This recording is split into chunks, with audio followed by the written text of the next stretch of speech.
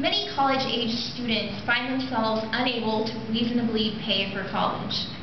Many take out large student loans that they struggle to repay over time. Due to the current economic downturn, most students find it harder to pay for college than in the past. How do you intend to make higher education more affordable in light of the economy? Josh? Priority setting, making tough choices, leading. I mean, the reality is, it goes back to the question about the budget. You get so much money in a given year, you can only spend it on certain things. What's happened under this administration, this governor, and frankly what's happened in Washington and across the country is government's just gotten big. Bureaucracies have gotten big. State payrolls have gotten big. New programs have popped up all over the landscape. And the truth is, in tough times, we just don't have the revenues to pay for it. It gets back to focusing resources in areas where they're necessary. Higher education is one of those areas, and Republicans, frankly, haven't done a very good job of talking about it. Usually the sum total of what we talk about in higher education is saying we need to fire Ward Churchill. And by the way, we need to fire Ward Churchill.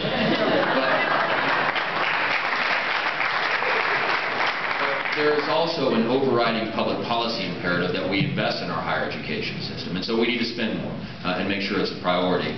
But we also need to make sure that those higher education institutions, our colleges and universities, are spending those dollars well. I got in a little scrape with some of my friends in higher education because of all the employees they've hired, even as they were increasing tuition.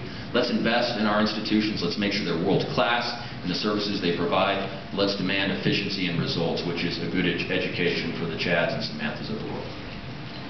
Thank you, Dan.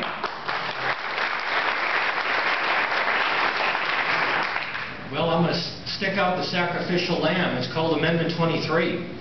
Amendment 23 came to us for good reason. In the early 90s, it was designed to help us compensate for low per-student spending in the state of Colorado. It was a hog at trough for years, and it's time for it to stop. We've caught up. We're doing the right thing. But K through 12, why is it that much more important than higher ed? Both of them are important, so we've got to put Amendment 23 into the budget conversation and see where it fits in the future. But you know what it really comes down to is what I've talked about before. If you have a governor who understands how to generate revenue through business and industry and severance tax revenue, we should have so much revenue in our treasury that we're not worrying about where to cut our budget. We should be wondering about how we can put more money into education and transportation, and those are the skills I bring to the table, is how to generate revenue other than taxing our camp wagons and your cars and farmers' trailers and everything else. Thank you.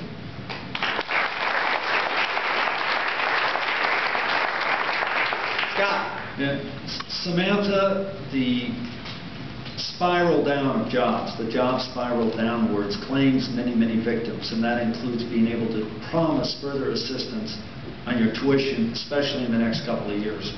Don't let anybody come up to you and say, I'm running for office and I promise you lower tuition.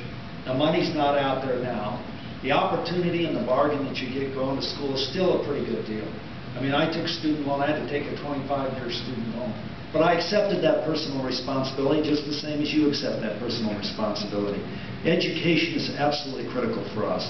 For our job force, it has to be highly educated for us, not only to draw business into the state, but to retain the business that we have.